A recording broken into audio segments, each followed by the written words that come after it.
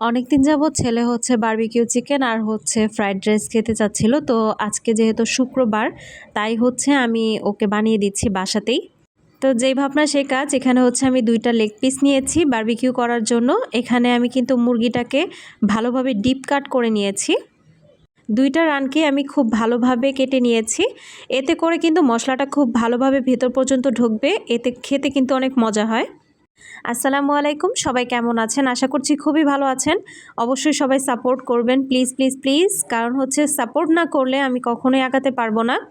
এই তো পরিমাণ মতো দিয়ে দিচ্ছি লবণ, এর মধ্যে দিয়ে দিচ্ছি টক দই, দিয়ে দিব হচ্ছে আদা রসুন বাটা, আর এখানে সামান্য পরিমাণে হচ্ছে সয়া সস দিয়ে দিচ্ছি। এটা হচ্ছে ডার্ক সয়া সসটা, আপনারা লাইট সয়া সসও দিতে পারেন। দিচ্ছি টমেটো সস। তো চিন্তা করলাম যেহেতু বানাবোই তাই একটু ভিডিও করে নেই, তাই হচ্ছে ভিডিও করা। এখন হচ্ছে এর মধ্যে গুঁড়া মশলাগুলো অ্যাড করে দিব। দিয়ে দিচ্ছি